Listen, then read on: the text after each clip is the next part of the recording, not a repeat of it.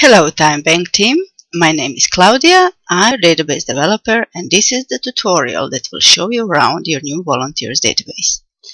Let's go and have a brief look around the main issues you have to know. This is your main screen from which you go to different places. Let's go to volunteers list first. How do you do it? Simply click on the volunteers button like this. And here it is, volunteers list and the filtering section above it.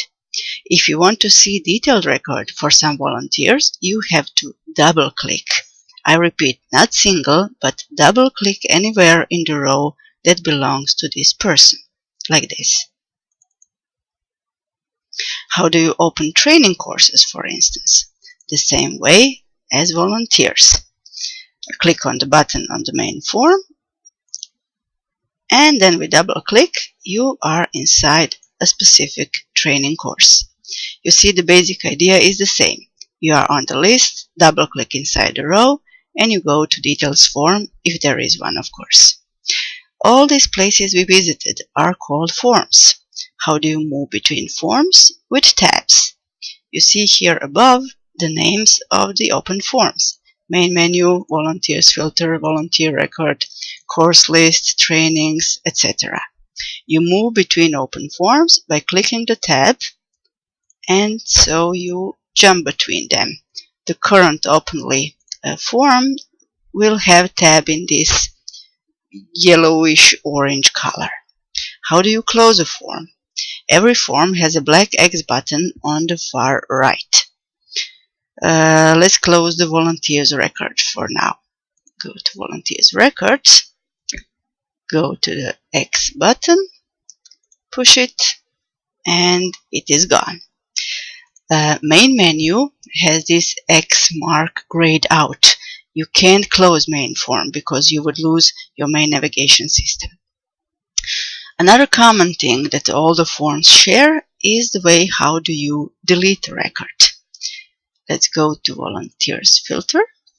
So we have two records now, record for Danica and record for Marco. These triangles with these quadrats with triangles inside are called record selectors. When you click it, it turns black. So now you chose the first record, and now the second record is chosen. If you want to delete a record, you have to select it like this, and then you can delete it either with pressing delete on the keyboard or with the delete button up here on the ribbon.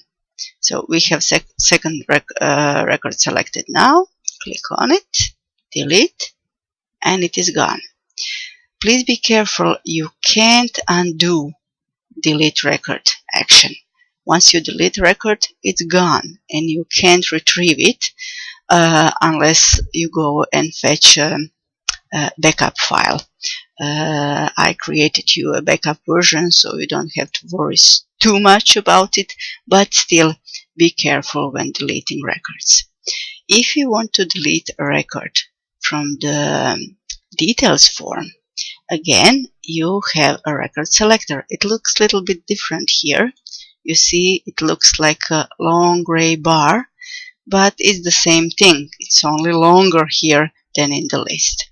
So you click the record selector and you can delete it just as you deleted the record from the list.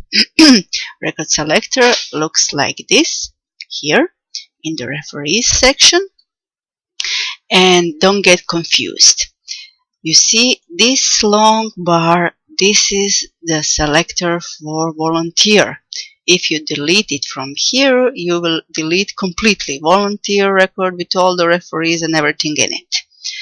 And any given referee you choose with its own selector that is closer to this referee's info. You may want to add few test records and try it out how the delete thing works. You will get used to it pretty soon. Now, how do you close the database as a whole? With this red X button in the far right upper corner. Before leaving the database, you don't have to close all open forms. It doesn't matter, and you will not be asked if you want to save the changes. Access is not Excel or Word, where you lost your work if you don't save it upon leaving the file. Access saves everything automatically as soon as you leave the field you were in. So we are closing the database, and these were the basics. In the sequel, we will go into the details of every form. Thank you.